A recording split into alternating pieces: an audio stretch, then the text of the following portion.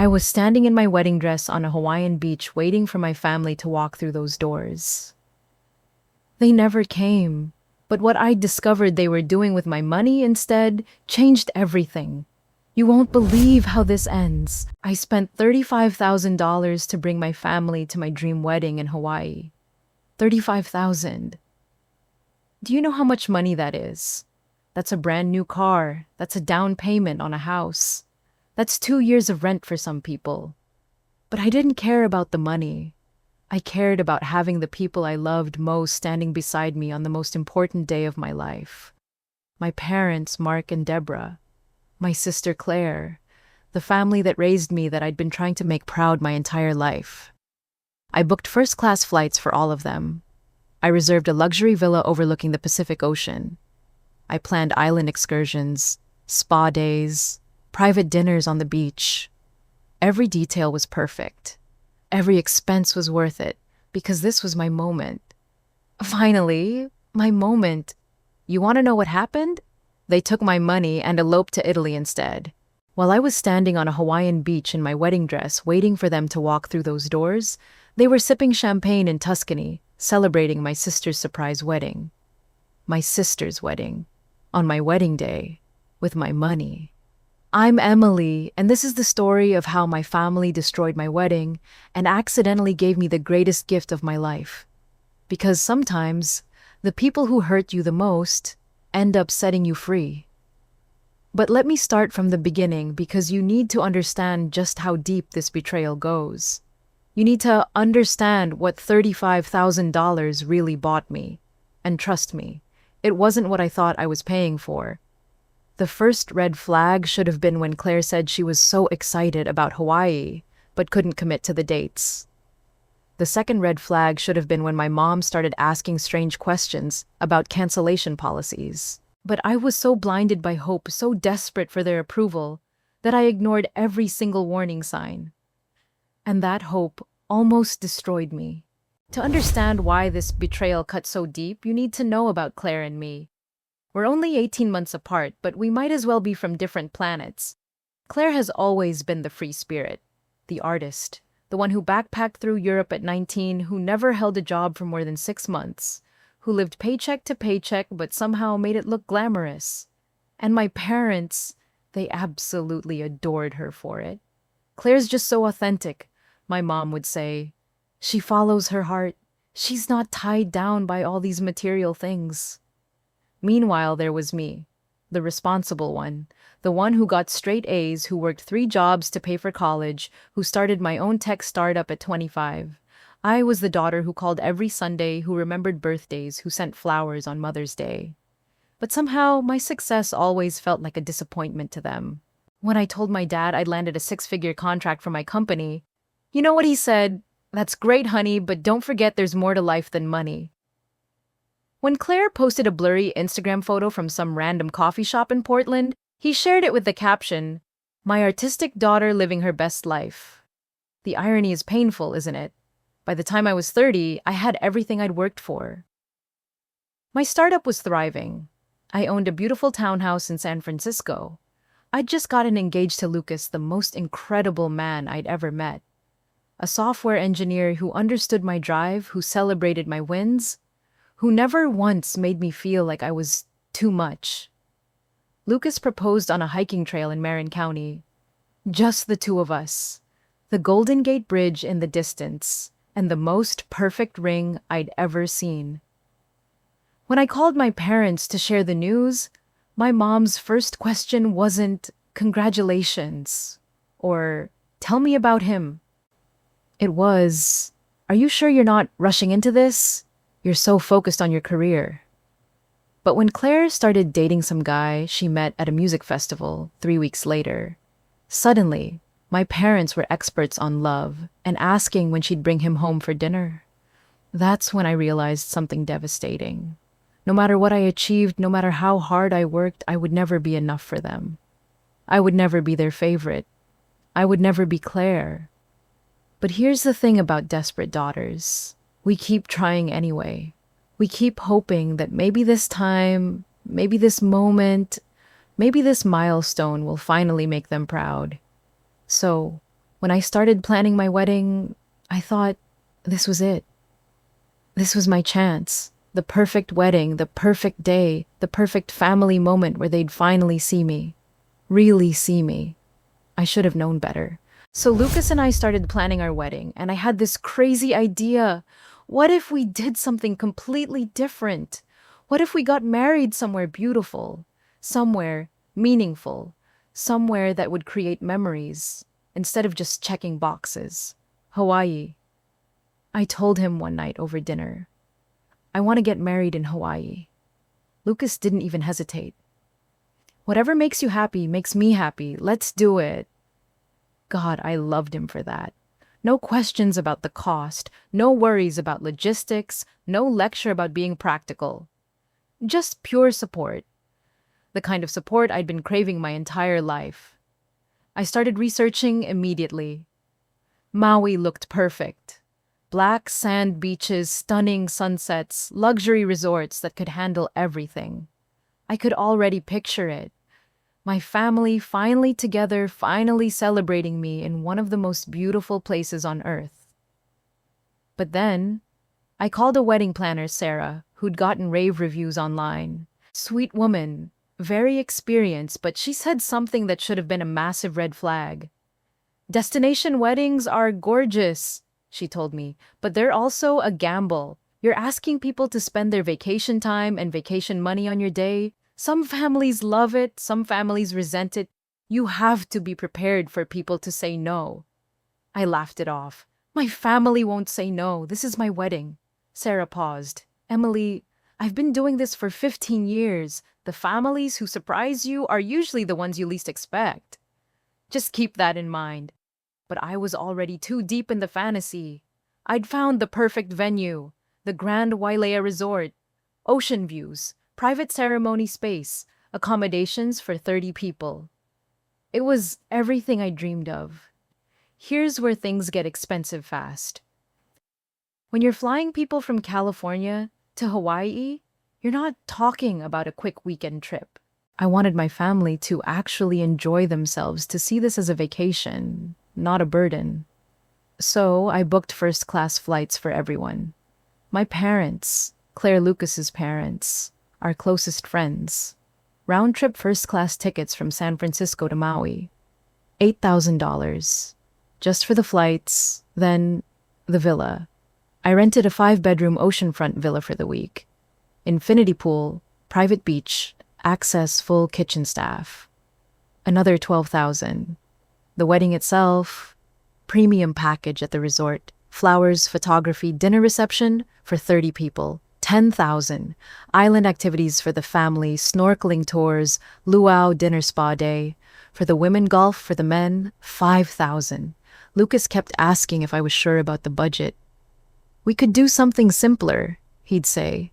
Your family will be happy just to be there. But that's exactly what I was afraid of, that they'd just be there going through the motions, secretly wishing they were somewhere else. I wanted them to be excited. I wanted them to see this trip as special, as worth it, as a celebration of something bigger than just Emily getting married. By the time I'd booked everything, the total was $35,000. More money than I'd ever spent on anything except my house. But you know what? I didn't care. This was my shot. My one chance to give my family an experience so incredible, so generous, so thoughtful, that they'd finally understand how much they meant to me. I was buying their love, and I knew it, but I thought it was worth the price. When I sent out the official invitations, I was so excited I could barely sleep. Beautiful custom invitations with gold foil detailing printed on thick cardstock.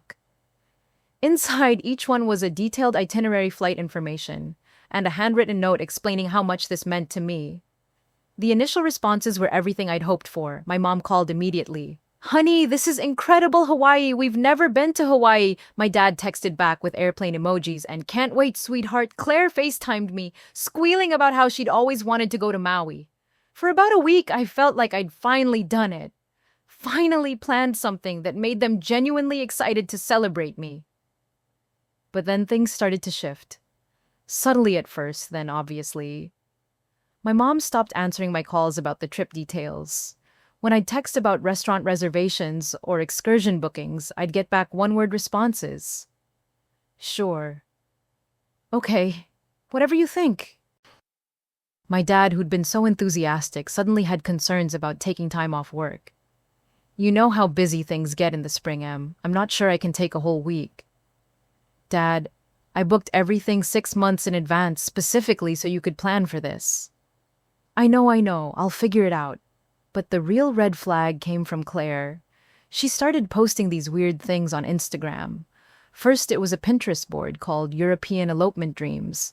Then it was photos of tiny chapels in Tuscany with captions like, "Someday my prince will come and we'll run away together." I tried to ignore it. Claire was always dramatic, always posting about some fantasy life she wanted. But then she started talking about it in person. "You know what's romantic?" she said during a family dinner. "Those couples who just disappear to Europe and get married in some little village. No planning, no stress, just pure love." My mom nodded enthusiastically. "Oh, that does sound romantic. Much more authentic than these big productions."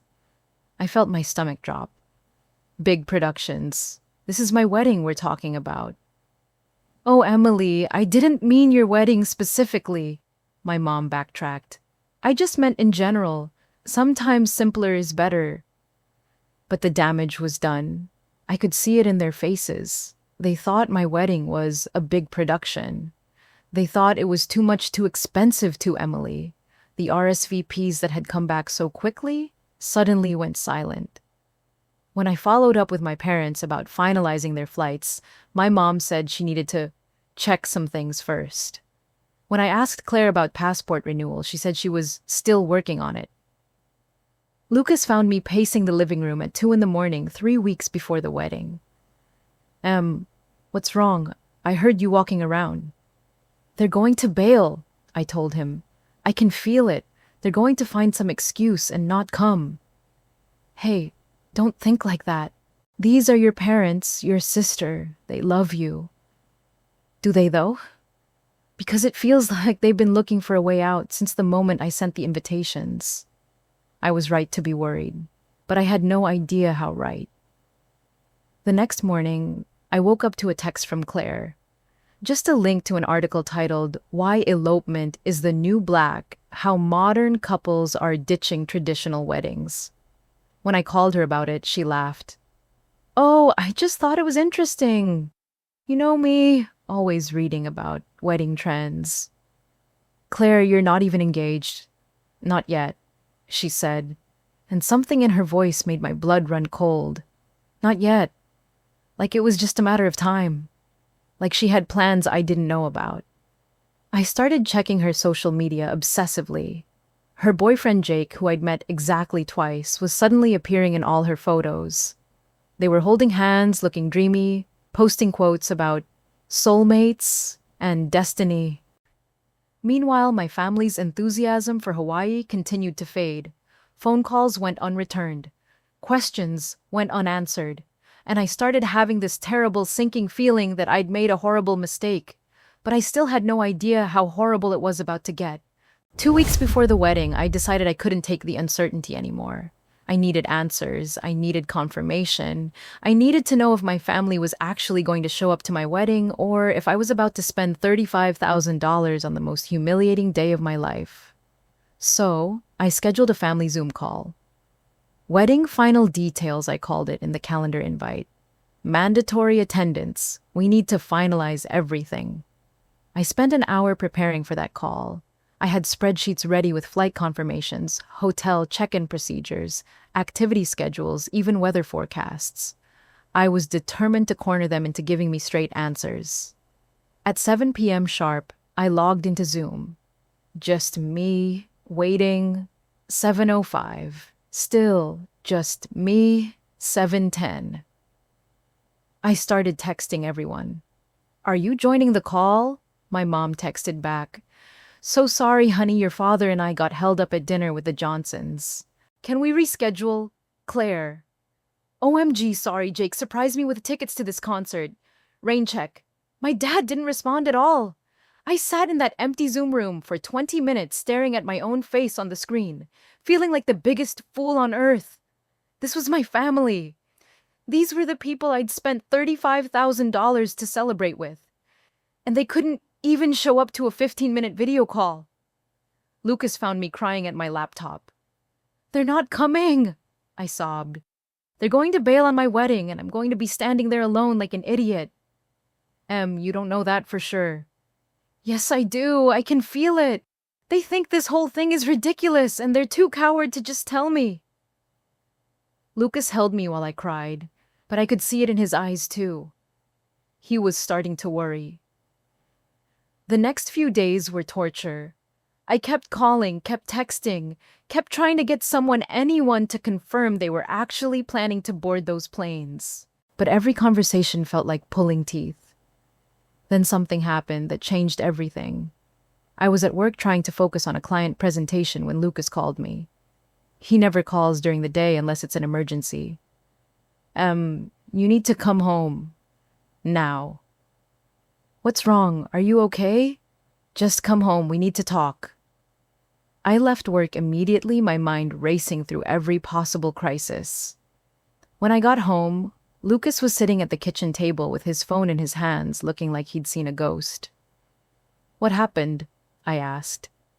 He showed me his phone, a text message from my Aunt Rosa, my mom's sister.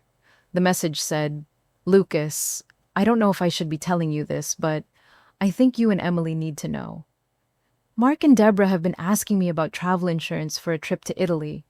They wanted to know about canceling flights last minute. Claire and Jake have been talking about eloping. I think they're planning something for the same weekend as your wedding. I'm so sorry. I thought you should know. Check their Expedia account if you can." I read that message 3 times before it sank in. Italy, Claire, and Jake, eloping the same weekend as my wedding. "This can't be real," I whispered. "This can't be happening." But suddenly everything made sense. The elopement posts, the European travel Pinterest boards, the sudden lack of enthusiasm for Hawaii, the dodged phone calls, the canceled Zoom meeting. They weren't planning to miss my wedding. They were planning to have their own wedding instead. Lucas was furious. "We need to confront them. Right now." But I felt strangely calm. That terrible sinking feeling I'd had for weeks suddenly had a name. My instincts had been right all along. "No," I said. "First, I need proof, because when I confront them about this, I want to have everything. I want them to know that I know exactly what they've been planning." That night, I did something I never thought I'd do. I hacked into my parents' Expedia account. I knew their email and I'd helped them reset their password before, so I took a guess at their security questions. And there it was, round-trip flights to Rome, departing the day before my wedding, returning the day after, hotel reservations in Tuscany, car rental, even dinner reservations at romantic restaurants. My parents, my sister, and Jake, all planning a romantic European getaway for the exact same dates as my Hawaii wedding. The betrayal was so complete, so calculated, so deliberately cruel, that I couldn't even cry anymore. I just sat there staring at their itinerary, understanding that everything I'd feared was true, and it was so much worse than I'd imagined. I booked a flight home the next morning. I didn't tell anyone I was coming. I needed to see this for myself. I needed to look them in the eye and hear them try to explain what I'd discovered.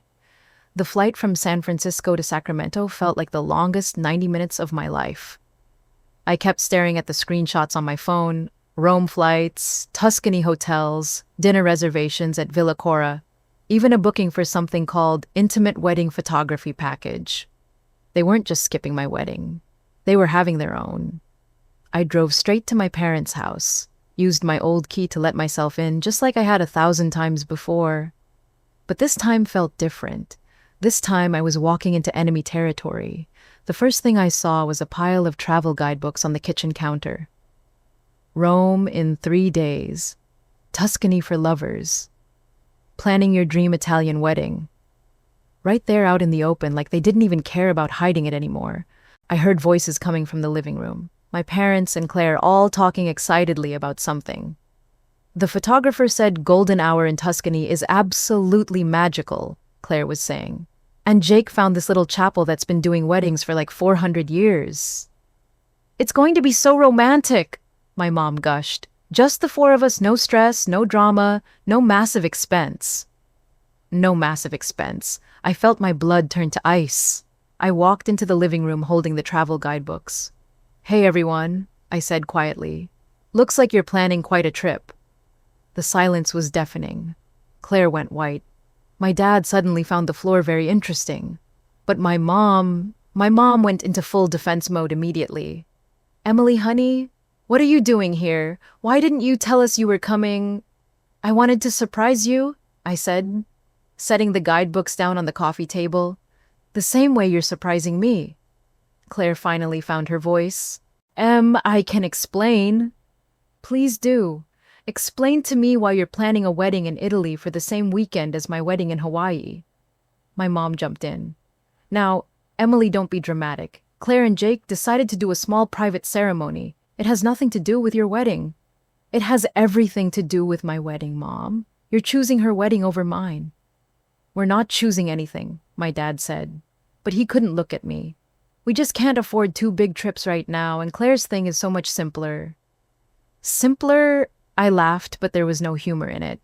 I paid for your flights. I paid for your hotel. I paid for everything. You're not spending a dime on my wedding. And that's exactly the problem, my mom snapped. You always have to make everything so elaborate, so expensive. You make people feel guilty if they can't keep up with your lifestyle. I stared at her. My lifestyle? You mean my success? You mean the fact that I worked my ass off to be able to afford nice things? Language. Emily. Don't you dare police my language right now, Mom. Do you have any idea what you're doing to me? Claire stood up. Look, I'm sorry you're upset, but this isn't about you. Jake and I want something intimate and meaningful. We don't want some big production in Hawaii. Big production, I'm your sister. This is my wedding. And this is my life, Claire shot back. I don't have to plan my entire existence around your schedule. But you do have to use my family to do it. You couldn't plan your own romantic elopement without stealing my parents. My date, my moment. We're not stealing anything, my mom said. You'll have your wedding. We'll have our trip. Everyone gets what they want. Everyone except me, I said quietly. I wanted my family there. We're still your family, my dad said weakly. No, I said, looking around the room at these people I'd spent my whole life trying to please. Family shows up. Family keeps their promises. Family doesn't lie and sneak around and plan secret trips when they should be celebrating the people they love. Emily, you're being unreasonable, my mom said. We raised you better than this. You did raise me better than this, I agreed. You raised me to believe that family comes first, that loyalty matters, that love is about sacrifice and showing up and being there when it counts. I guess I'm the only one who was paying attention. The room fell silent. I could see guilt flicker across my dad's face, but not enough to change anything. Claire looked defiant. My mom looked annoyed, like I was a child throwing a tantrum. So that's it then, I said. You're really going to Italy. Emily, when you calm down, you'll understand, my mom said. This is what's best for everyone. Best for everyone. Everyone except me. I picked up the guidebooks and headed toward the door. Where are you going? Claire called after me. To plan a wedding, I said without turning around. Without you. I was sitting in my car outside my parents' house, hands shaking, trying to process what had just happened when someone knocked on my passenger window. Aunt Rosa, my mom's sister, the one who'd sent Lucas the warning text. She looked devastated. Emily, honey, can I get in? We need to talk. I unlocked the door and she climbed in, carrying a manila folder that looked like it was full of documents. I heard raised voices, she said quietly. I was dropping off your mom's birthday present and heard you confronting them. I've been sitting in my car for 20 minutes trying to decide if I should get involved. Aunt Rosa, I already know. The Italy trip, Claire's elopement, all of it. No, sweetheart, she said, opening the folder. You don't know all of it, and you deserve to know everything. She pulled out a stack of papers, bank statements, credit card bills, screenshots of text messages. Your mother asked me to help her figure out travel insurance 3 weeks ago. She said they were worried about having to cancel their Hawaii flights last minute. But when I looked at what she showed me, I realized they'd already canceled them. My heart stopped. What do you mean canceled them? Emily, they canceled your Hawaii flights 2 weeks ago. They got partial refunds and used that money as a down payment for the Italy trip. The world tilted. I felt like I was going to throw up. That's impossible. Those were non-refundable tickets. That's what I thought too, but look, she showed me a screenshot from my mom's phone.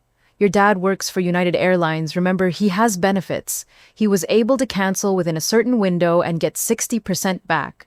60% of $8,000. Almost $5,000. My money used to fund my sister's dream wedding. There's more, Rosa continued, and I could see tears in her eyes. I have the text messages. She showed me screenshot after screenshot, a group chat between my parents and Claire that I wasn't included in. My mom, Emily's being so controlling about this wedding, acting like we have no choice but to go along with her expensive plans. Claire, I know, it's so typical, Emily. Everything has to be perfect and cost a fortune. My dad, well, if we're going to spend money on a trip, why not make it one we actually want to take? Claire, exactly. Jake and I have been talking about eloping forever. Italy would be so much more romantic than some crowded resort in Hawaii. My mom, and much more affordable if we use the flight money Emily already spent. Claire, she'll get over it. Emily always lands on her feet. I was reading these messages with my hands shaking so hard I could barely hold the phone. When did they start planning this? I whispered, based on these texts about a month after you sent the invitations.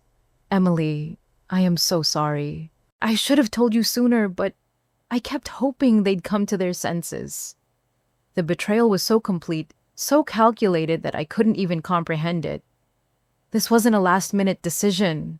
This wasn't them getting cold feet about the expense. This was a month-long conspiracy to steal my wedding, use my money, and leave me standing alone on the most important day of my life. They planned this whole thing, I said more to myself than to Rosa. From the beginning, they never intended to come to my wedding. I'm afraid so, honey. And they used my money to pay for Claire's. Yes. I started crying then. Not gentle tears, but ugly, heartbroken sobs. The kind of crying that comes from somewhere so deep you didn't even know it existed. Why? I gasped between sobs. Why would they do this to me? Rosa reached over and held my hand. Because they could. Because they knew you'd pay for it. Because they've spent so many years taking you for granted that they forgot you're a real person with real feelings. I gave them everything. I paid for everything. I planned everything around them. I know, sweetheart. I know. And they think I'll just get over it. They think this is normal. They think a lot of things that aren't true, Rosa said firmly. They think Claire deserves special treatment because she's the baby. They think your success means you don't need their support. They think your generosity means you don't have limits. I looked up at her through my tears. What am I supposed to do now? The wedding is in 10 days. I've paid for everything. All the guests are coming. You're going to have the most beautiful wedding Hawaii has ever seen, Rosa said fiercely. And you're going to do it without them. Because, honey, the people who love you will be there. The people who matter will show up. But they're my family. No, Rosa said, squeezing my hand. They're your relatives. Family is the people who celebrate your joy, not the ones who steal it. She was right. But knowing she was right didn't make it hurt any less. My parents had stolen my money, betrayed my trust, and abandoned me on the most important day of my life. And they thought I'd just accept it. They were about to learn how wrong they were. I drove home in complete silence. No music, no phone calls, just the sound of my own breathing and the evidence of my family's betrayal sitting in the passenger seat. When I walked through the door, Lucas took one look at my face and knew everything had changed. "How bad is it?" he asked quietly. I handed him the folder Rosa had given me. "Worse than we thought. They canceled our flights weeks ago and used the refund money to pay for Claire's elopement in Italy. They've been planning this for over a month." Lucas went through the papers, his face getting darker with each page. "Emily, this is theft. They literally stole from you." "They're my family," I said, but the words felt hollow now. "No, they're not. Not anymore." I collapsed onto the couch, suddenly exhausted. "What am I supposed to do, Lucas? The wedding is in 9 days. I've spent $35,000. All our friends are flying in. The venue is booked. The photographer is hired. Everything is set up for 30 people, and now half the guest list isn't coming." "We proceed," Lucas said without hesitation. "We have the wedding we planned. With 15 people instead of 30, with no family, with empty seats where my parents and sister should be sitting." "Yes, exactly that." I started crying again. I can't do it. I can't walk down the aisle knowing they chose her over me. I can't smile for photos knowing they're in Italy celebrating the fact that they ruined my wedding. Lucas sat down next to me and pulled me close. "Em, listen to me. What if we cancel? What if we call everything off and postpone? Then they win," I whispered. "No, then you're taking care of yourself. There's no shame in saying this is too much." For a moment, I actually considered it. Cancel everything, get refunds where possible, admit defeat, and try again later when the wound wasn't so fresh. But then I imagined my mom's reaction. "See, I told you that wedding was too much work. Good thing we made other plans."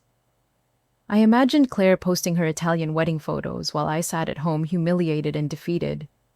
I imagined spending the rest of my life knowing that when it mattered most, I let them win.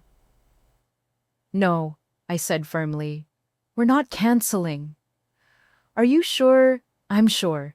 But Lucas, I need you to understand something. This isn't going to be the wedding I planned. This is going to be the wedding I choose.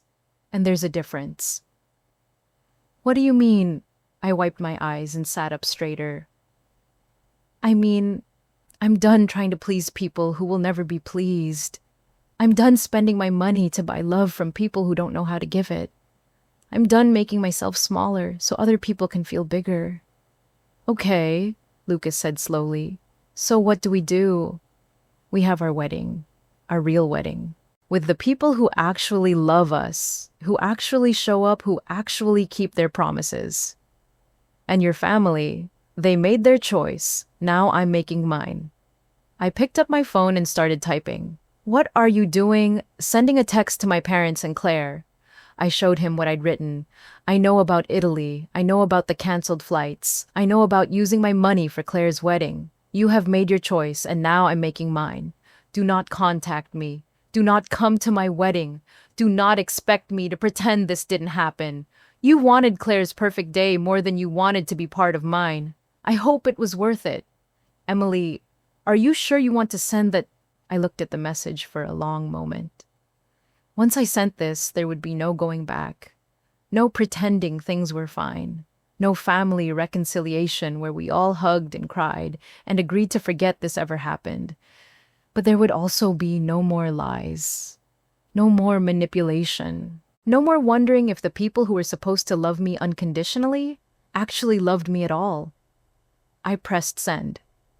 "It's done," I said. "Now we plan a wedding for the people who deserve to be there." Lucas kissed my forehead. "I'm proud of you."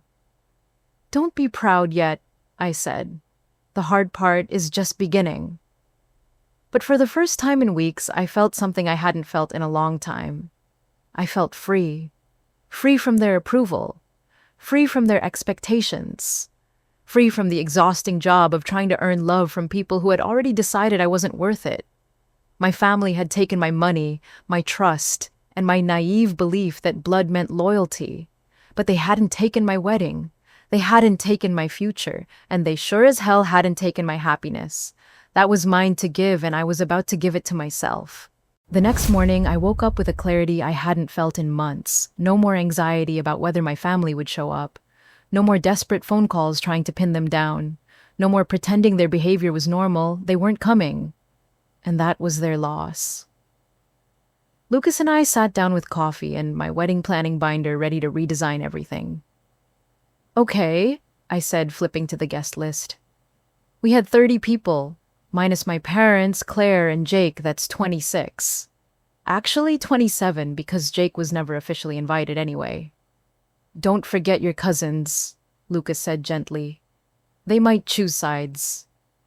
He was right. My mom's family was close-knit, and if my parents were spinning some story about me being unreasonable, some of them might back out too. You know what? I said, grabbing a red pen. Let's start over. Let's only invite people we know for certain want to be there. People who love us unconditionally. We went through the list name by name. Lucas's parents.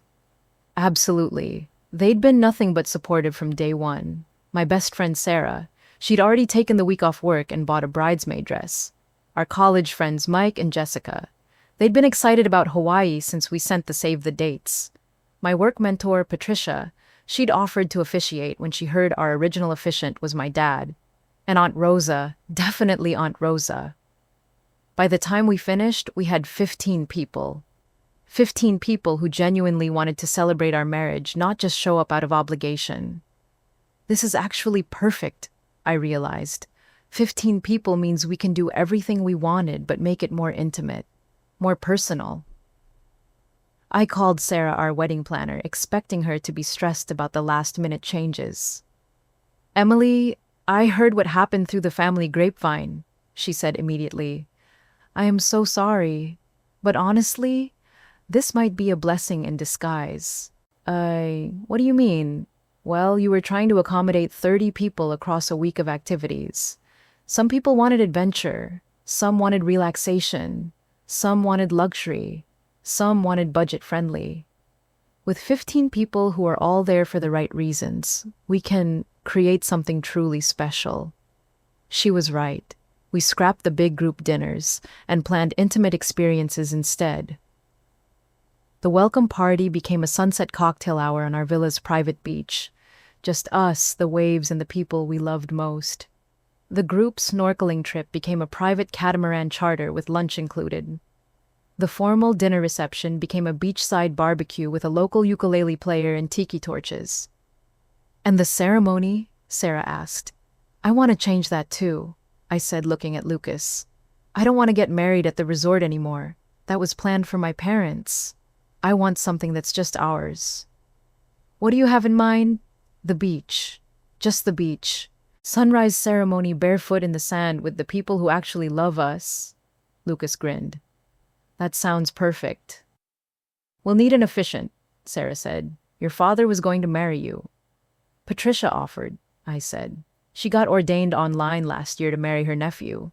Even better, a sunrise beach ceremony officiated by your mentor with your chosen family as witnesses. Emily, this is going to be beautiful. The more we planned, the more excited I became. This wasn't the wedding I'd originally envisioned, but it was becoming something better. Something authentic. I called each guest personally to explain the changes and make sure they were still coming. Emily, I'm so sorry about your family, Sarah said when I called her. But honestly, this sounds like the most romantic wedding ever. I can't wait. Mike was furious on my behalf. Are you kidding me? They used your money for Claire's elopement? That's insane, but this new plan sounds amazing. Count us in. Patricia was the most supportive. Sweetheart family isn't just blood. It's the people who show up when it matters, and we're all showing up for you. The only call I was nervous about was Aunt Rosa. Rosa, I need to ask you something, and please don't feel obligated to say yes. What is it, honey? Would you walk me down the aisle? I know it's not traditional, and I know it puts you in an awkward position with the family, but you're the only family member who's been honest with me through this whole thing. She was quiet for a moment, and I thought she was going to say no. Then she started crying.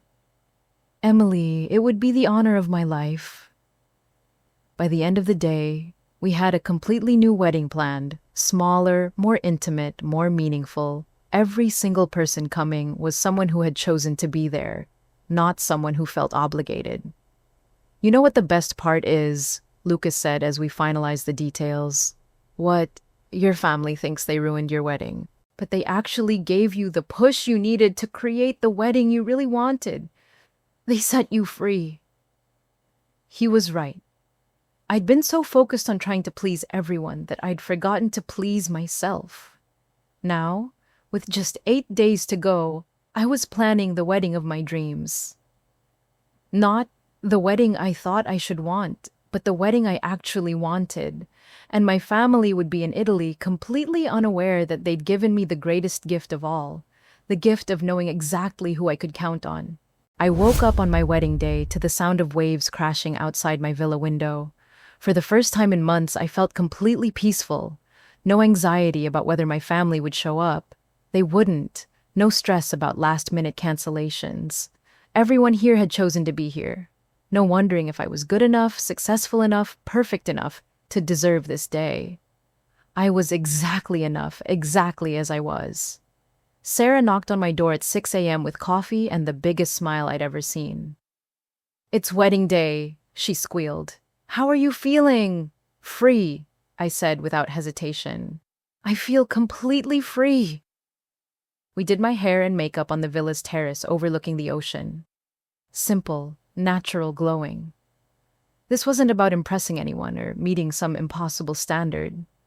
This was about celebrating love.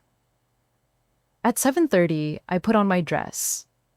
A flowing bohemian gown that felt more like me than the elaborate ball gown I'd originally planned. Barefoot hair loose in the ocean breeze, a lei of fresh plumeria around my neck. "Emily," Sarah breathed, "you look radiant." I did feel radiant. For the first time in my adult life, I felt like myself. Not the version of myself I thought other people wanted, but the real me. Aunt Rosa arrived at 8 wearing a beautiful coral dress and the biggest smile I'd ever seen on her face. "Are you ready to marry that wonderful man of yours?" she asked. "I've never been more ready for anything in my life." We walked down to the beach together, where our 15 guests were waiting in a small semicircle on the sand. Tiki torches flickered in the early morning light. Hawaiian music played softly from speakers, hidden behind palm trees. Patricia stood at the water's edge in a flowing white dress, holding a lei and looking absolutely official despite being ordained on the internet. And there was Lucas, barefoot in a linen shirt and khakis, watching me approach with tears in his eyes, and the most genuine smile I'd ever seen. This was what love looked like. Not 30 people pretending to be happy for me, but 15 people who were genuinely overjoyed to witness this moment. As Rosa and I reached the altar, she squeezed my hand. "Your parents don't know what they're missing," she whispered. "Their loss," I whispered back, and I meant it. Patricia began the ceremony with words that felt written just for us. "We're gathered here not because tradition demands it, but because love compels it. Emily and Lucas, you've chosen each other. And today, the people who matter most have chosen to celebrate that choice with you." Lucas spoke his vows first, and they were nothing like the formal traditional words we'd originally planned. "Emily, 3 weeks ago, I watched you discover that the people you'd spent your whole life trying to please weren't worth pleasing. I watched you realize that their approval wasn't worth having. And I watched you choose yourself. Choose love over obligation. That's when I knew for certain that I was marrying the strongest, most courageous woman I'd ever met." I was crying before he finished the first sentence. "You didn't need them to validate this moment," he continued. "This moment validates itself. We validate each other. And I promise to love you not because you're perfect, but because you're perfectly yourself." My vows were simpler, but they came from a place I'd never spoken from before. "Lucas, you've seen me at my most desperate, my most broken, my most confused, and you've never once asked me to be different, smaller, or less than I am. Today, I'm not promising to be a perfect wife. I'm promising to be a real one. Honest, flawed, growing, and completely, entirely yours. Patricia pronounced us husband and wife as the sun broke fully over the horizon, painting the sky in shades of pink and gold. When Lucas kissed me, I heard our small group erupt in cheers and applause. Mike whistled.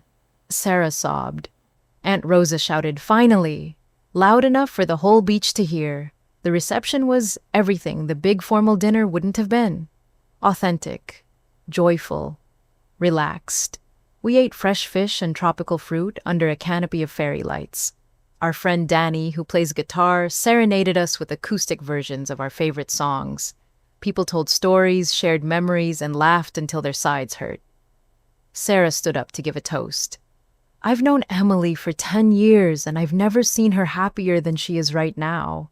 Not because everything went according to plan, but because she had the courage to throw out the plan and create something better.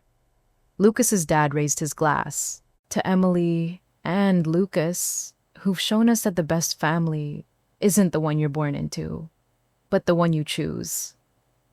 But the toast that broke me came from Aunt Rosa. Emily, your mother always said you were too independent, too strong-willed too much. Today, I want to tell you that you're not too much. You're exactly enough, and any family that can't see that doesn't deserve you. As the evening wound down, I found myself sitting on the beach with Lucas, watching the waves roll in under the stars. Do you think they know? I asked. Do you think my family knows what they missed? Does it matter? Lucas asked. No, I realized. It doesn't. Good, because this was perfect. Every single moment of it. He was right. It had been perfect. Not because nothing went wrong, but because everything that mattered went right. We were married. We were surrounded by love.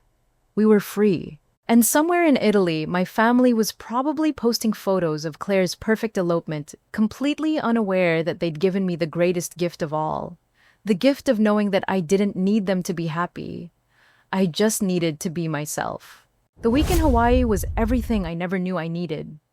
We snorkeled in crystal clear waters with Lucas's parents, who treated me like the daughter they'd always wanted.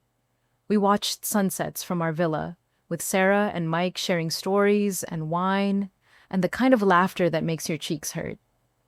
Aunt Rosa stayed an extra 3 days, and we spent hours on the beach talking about everything except my parents. She told me stories about my grandmother, a woman I'd never really known, but who apparently had the same stubborn independence that everyone always criticized me for. She would have been so proud of you, Rosa said as we watched dolphins play in the distance. She never let anyone dim her light either. On our last morning, I woke up early and walked to the spot where Lucas and I had gotten married. The tiki torches were gone, the flowers had wilted, but the magic was still there. I stood in the exact place where I'd promised to love myself as much as I loved him, and I realized something profound. For 30 years, I'd been trying to earn love from people who had already decided I wasn't worth it. I'd been performing, achieving, giving, spending, hoping that someday I'd be enough. But I was always enough. I just hadn't been giving that love to the right people. My phone buzzed. A notification from Instagram. Claire had posted a photo from her Italian elopement. She looked beautiful, radiant, completely happy. The caption read, "Sometimes you have to follow your heart even when it means disappointing people. No regrets." No regrets. I stared at that phrase for a long moment, waiting for the anger to come, waiting for the hurt to wash over me again. But all I felt was pity. Pity for someone so selfish that she could betray her own sister and call it following her heart. Pity for parents so blind that they chose manipulation over love. Pity for a family so broken that they thought stealing from me was acceptable as long as it gave them what they wanted. I deleted the notification without reading the comments. Later that day, as we packed to leave paradise, Lucas found me on the balcony. "Any regrets?" he asked, echoing Claire's caption. "Just one," I said. "I regret that it took me 30 years to realize I didn't need their permission to be happy. And now I know something they'll never understand. They chose their fantasy, they missed the real moment, they got what they wanted, but I got everything I deserved, which is love, real love, from people who see me, value me, celebrate me exactly as I am. The flight home was peaceful. No anxiety about facing my family. No dread about explaining what had happened. No shame about the choices I'd made. When we landed in San Francisco, I had 17 missed calls from my mother and 43 text messages ranging from angry to apologetic to demanding. I deleted them all without reading them. 3 months later, I got a wedding announcement in the mail. Claire and Jake were having a reception party for friends and family who'd missed the intimate ceremony. The invitation was expensive, elegant, and addressed to Emily and Lucas Thompson. I threw it away. 6 months after that, my mother called to tell me my father was in the hospital. Nothing serious, she said, but he'd been asking for me. I sent flowers with a card that said, "Wishing you a speedy recovery," and signed it with just my name. A year later, Aunt Rosa told me that my parents had been asking about me. They missed me, they wanted to reconcile. They'd realized they'd made a mistake. "Do you want to reach out?" she asked gently. "No," I said without hesitation. I don't miss them, and I don't owe them forgiveness just because they finally figured out what they lost. The truth is, my family taught me the most valuable lesson of my life.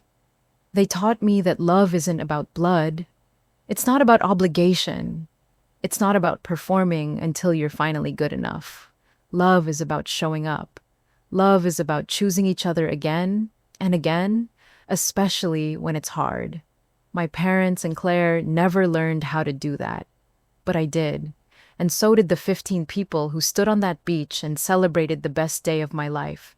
Sometimes, the people who hurt you the most end up setting you free. They broke my heart, but they also broke the chains I'd been carrying my whole life. I spent $35,000 trying to buy their love. Turns out, I got something much more valuable instead. I got myself back. Sometimes the people who hurt you the most end up setting you free. Have you ever been betrayed by family during your biggest moments? Share your story in the comments below. And if you want to hear more stories about finding strength when people let you down, hit that subscribe button. Trust me, you're not alone in this.